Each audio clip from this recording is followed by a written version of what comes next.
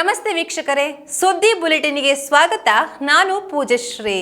ಕರ್ನಾಟಕ, ದೆಹಲಿ, ಪಂಜಾಬ್ ಮತ್ತು ತೆಲಂಗಾಣದಲ್ಲಿ ಪ್ರಸ್ತುತ ನಡೆಯುತ್ತಿರುವ ಮತದಾರ ಪಟ್ಟಿಯ ವಿಶೇಷ ಸಮಗ್ರ ಪರಿಷ್ಕರಣೆ ಎಸ್ಐಆರ್ ಪ್ರಕ್ರಿಯೆಯನ್ನ ಕೆಲವು ದಿನಗಳವರೆಗೆ ವಿಸ್ತರಿಸಿ ಚುನಾವಣಾ ಆಯೋಗ ಆದೇಶ ಹೊರಡಿಸಿದೆ. ಕರ್ನಾಟಕದಲ್ಲಿ ಜುಲೈ 29ರ ಬದಲಿಗೆ ಆಗಸ್ಟ್ 8ರವರೆಗೆ ಗಣತಿ ನಮೂನೆ ವಿತರಿಸಲು ಅವಕಾಶ ನೀಡಲಾಗಿದೆ. ಕರಡು ಪಟ್ಟಿಯನ್ನ ಆಗಸ್ಟ್ 5ರ ಬದಲಿಗೆ ಆಗಸ್ಟ್ 17ರಂದು ಪ್ರಕಟಿಸಲಾಗುವುದೆಂದು ಆಯೋಗ ತಿಳಿಸಿದೆ. ರಾಜ್ಯದಲ್ಲಿ ಅಂತಿಮ ಮತದಾರ ಪಟ್ಟಿಯನ್ನ ಅಕ್ಟೋಬರ್ 7ರ ಬದಲಿಗೆ ಅಕ್ಟೋಬರ್ 19ರಂದು ಪ್ರಕಟಿಸಲಾಗುವುದೆಂದು ಪರಿಷ್ಕೃತ ಪ್ರಕಟಣೆ ತಿಳಿಸಿದೆ.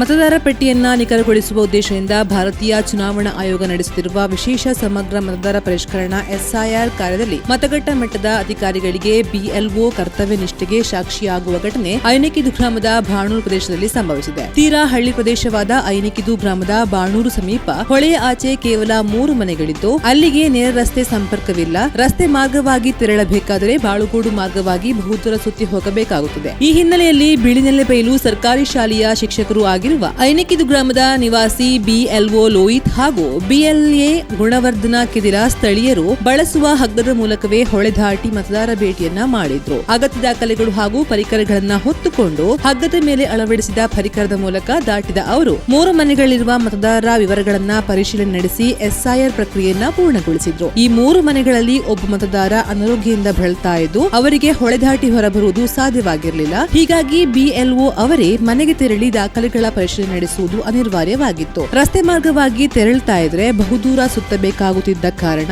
ಸಮಯ ಉಳಿತಾಯ ದೃಷ್ಟಿಯಿಂದ ಹಗ್ಗದ ಮೂಲಕ ಹೊಳೆದಾಟುವ ಸಮೀಪದ ಮಾರ್ಗವನ್ನೇ ಆಯ್ಕೆ ಮಾಡಿಕೊಂಡರು. ಬಾಣೂರು ಭಾಗದಲ್ಲಿ ಶಾಶ್ವತ ಸೇತುವೆ ಇಲ್ಲದ ಕಾರಣ ಸ್ಥಳೀಯರು ದೈನಂದಿನ ಸಂಚಾರಕ್ಕೂ ಇದೇ ಹಗ್ಗದ ಮಾರ್ಗವಾಗಿ ಬಳಸುತ್ತಾರೆ. ಮಳೆ ಕಡಿಮೆ ಇದ್ದರಿಂದ ಹೊಳೆಯ ನೀರಿನ ಹರಿವು ಹೆಚ್ಚಿರಲಿಲ್ಲ. ಬಿಳಿನೆಲೆಬೈಲು ಸರ್ಕಾರಿ ಶಾಲೆ ಶಿಕ್ಷಕರು ಆಗಿರುವ ಲೋಹಿತ್ ಅವರ ವ್ಯಾಪ್ತಿಯಲ್ಲಿ ಸುಮಾರು 793 ಮತದಾರರು ಹಾಗೂ 200ಕ್ಕೂ ಅಧಿಕ ಮನೆಗಳಿವೆ. ಕಳೆದ 15 ದಿನಗಳಿಂದ ಅವರು ಬಿಎಲ್ಒ ಗುಣವರ್ಧನ್ ಅವರೊಂದಿಗೆ ಮನೆಗೆ ತೆರಳಿ ಎಸ್ಐಆರ್ ಕಾರ್ಯದಲ್ಲಿ ತೊಡಗಿಸಿಕೊಂಡಿದ್ದಾರೆ. ಉಡುಪಿಯ ಯಕ್ಷಕಲಾ ರಂಗ ಕೊಡಮಾಡುವ ಬಿಡಿ ವೆಂಕಟಸುಬ್ಬ ಜೋಯಿಷ ಪ್ರಶಸ್ತಿಯನ್ನ ಈ ವರ್ಷ ಹಿರಿಯ ಯಕ್ಷಗಾನ ಅರ್ಥಧಾರಿ ಸುಳಿದ ವೆಂಕಟರಾಮ ಭಟ್ಟರಿಗೆ ಘೋಷಣೆಯಾಗಿದ್ದು, ಈ ಕಾರ್ಯಕ್ರಮ ಸಮಾರಂಭವು ಜುಲೈ 11ರಂದು ಉಡುಪಿಯ ಐವಸಿ ಸಭಾಂಗಣದಲ್ಲಿ ನಡೆಯಿತು. ಇವರಿಗೆ ಸುಮಾರು 20,000 ನಗದು ನೀಡಿ ಈ ಒಂದು ಕಾರ್ಯಕ್ರಮದಲ್ಲಿ ಸನ್ಮಾನಿಸಿ ಗೌರವಿಸಲಾಯಿತು. ಸನ್ಮಾನಕ್ಕೆ ಕೃತಜ್ಞತೆಯನ್ನು ಸೂಚಿಸಿರುವ ವೆಂಕಟರಮಣ ಭಟ್ಟರು ತನ್ನ ಮತ್ತು ಉಡುಪಿಯ ಅರ್ಧ ಶತಮಾನಗಳಿಗೂ ಮಿಕ್ಕಿದ ನಂಟನ್ನ ನೆನೆದರು. ಯಕ್ಷಗಾನ ಕಲಾರಂಗದ ಹಲವಾರು ಕಾರ್ಯಕ್ರಮಗಳಲ್ಲಿ ತಾನು ಭಾಗವಹಿಸಿದ್ದನ್ನ ತಿಳಿಸುತ್ತಾ ಕಲಾರಂಗಕ್ಕೆ ಶುಭವನ್ನ ಹಾರೈಸಿದ್ರು. ಸಭಾಧ್ಯಕ್ಷತೆಯನ್ನ ಮಾನವ ಹಕ್ಕುಗಳ ಆಯೋಗದ ಆಯುಕ್ತರಾದ ಟಿ ಶ್ಯಾಮ್ ಭಟ್ರು ವಹಿಸಿದ್ರು.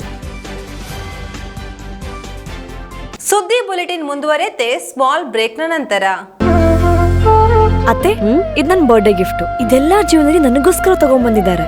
ನಿನ್ ಮೇಲೆ ತುಂಬಾ ಚೆನ್ನಾಗಿ ಕಾಣುತ್ತೆ. ಇದು ತುಂಬಾ ಚೆನ್ನಾಗಿದೆ ಅಲ್ವಾ? ತುಂಬಾ ಚೆನ್ನಾಗಿದೆ.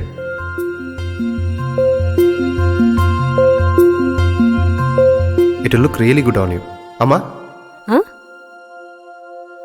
Mother is always son's first love.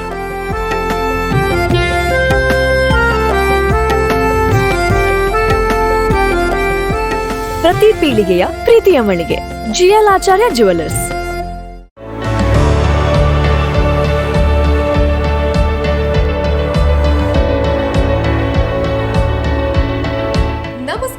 ರೈತ ಬಾಂಧವರೇ, ಉತ್ತಮ ಗುಣಮಟ್ಟದ ಗಿಡಗಳಿರುವ ನರ್ಸರಿಯನ್ನ ಹುಡುಕ್ತಾ ಇದ್ದೀರಾ? ಹಾಗಾದ್ರೆ ನಮ್ಮ ಸುಳ್ಳದ ಮೊಗರ್ಪಣೆ ಮಸೀದಿ ಮುಂಭಾಗವಿರುವ ಕರ್ನಾಟಕ ಅಗ್ರಿ ಗಾರ್ಡನ್ ನರ್ಸರಿಗೆ ಭೇಟಿ ಕೊಡಿ.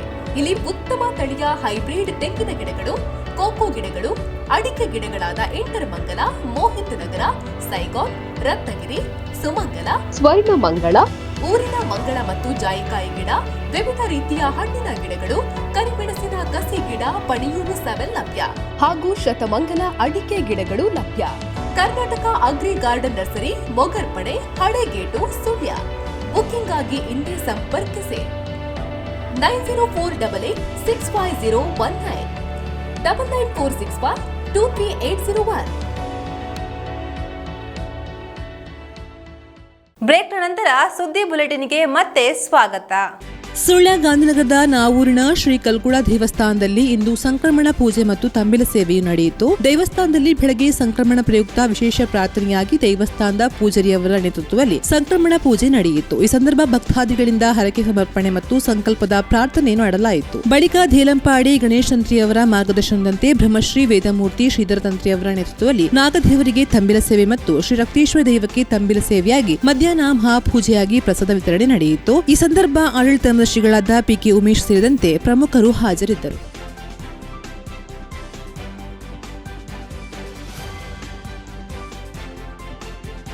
ಲಯನ್ಸ್ ಕ್ಲಬ್ ಬಂಜಾರ್ ಇದರ 2026-27ನೇ ಸಾಲಿನ ನೂತನ ಅಧ್ಯಕ್ಷ ಲಯನ್ ಆನಂದಗೌಡ ಜಳಕದಹೊಳೆ ಮತ್ತು ಅವರ ತಂಡಕ್ಕೆ ಪದಗ್ರಹಣ ಸಮಾರಂಭ ಜುಲೈ 15ರಂದು ಪಂಜಾ ಲಯನ್ಸ್ ಸಭಾಭವನದಲ್ಲಿ ನಡೆಯಿತು. ಪದಗ್ರಹಣ ಅಧಿಕಾರಿಯಾಗಿ ಲಯನ್ಸ್ ಜಿಲ್ಲಾ ಪ್ರಥಮ ಉಪರಾಜ್ಯಪಾಲ ಲಯನ್ ಗೋವರ್ಧನ ಶೆಟ್ಟಿ ಪಾಲ್ಗೊಂಡಿದ್ದರು. ಲಯನ್ಸ್ ಕ್ಲಬ್ ಅಧ್ಯಕ್ಷ ಲಯನ್ ನಾಗೇಶ್ ತೆಂಕಪ್ಪಾಡಿ ಸಭಾಧ್ಯಕ್ಷತೆಯನ್ನು ವಹಿಸಿದ್ರು. ಪದಗ್ರಹಣ ಬಳಿಕ ನೂತನ ಅಧ್ಯಕ್ಷ ಲಯನ್ ಆನಂದಗೌಡ ಜಳಕದಹೊಳೆ ಅವರು ಸಭಾಧ್ಯಕ್ಷತೆ ವಹಿಸಿ ದೀಪ ಬೆಳಗಿಸಿದ್ರು. ಈ ವೇಳೆ ಆನಂದಗೌಡರ ಪತ್ನಿ ಶ್ರೀಮತಿ ಗಿರಿಜಾ ಹಾಜರಿದ್ದರು. ಲಯನ್ಸ್ ಪ್ರಾಂತೀಯ ಅಧ್ಯಕ್ಷ ಲಯನ್ ಸಂತೋಷ್ ಜಾಕಿ ಸೇರಿದಂತೆ ಸಾಕಷ್ಟು ಮಂದಿ ಹಾಜರಿದ್ದರು.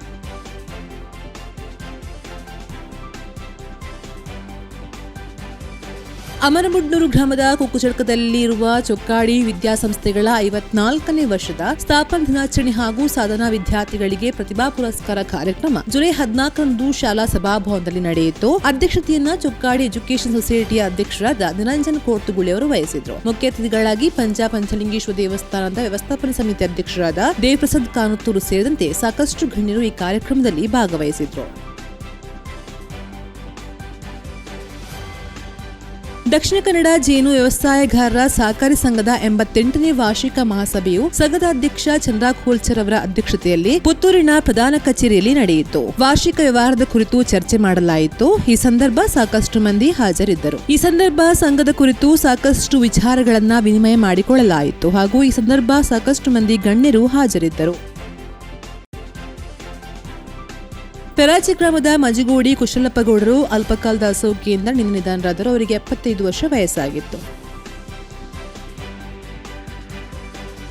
ಜಯನಗರ ನಿವಾಸಿ ಹಾಗೂ ಸುಳ್ಯ ತಾಲೂಕು ಟೈಲರಿಂಗ್ ಅಸೋಸಿಯೇಷನ್ನ ಸದಸ್ಯರಾದ ಲಿಗೋಧರ ಆಚಾರ್ಯ ಅವರು ನಿಧನರಾದರು. ಅವರಿಗೆ ಹೃದಯ ಸಂಬಂಧಿ ಕಾಯಿಲೆ ಇದ್ದ ಕಾರಣ ಮಂಗಳೂರಿನ ಖಾಸಗಿ ಆಸ್ಪತ್ರೆಯಲ್ಲಿ ಚಿಕಿತ್ಸೆ ಫಲಕಾರಿಯಾಗದೆ ನಿಧನರಾಗಿದ್ದಾರೆ.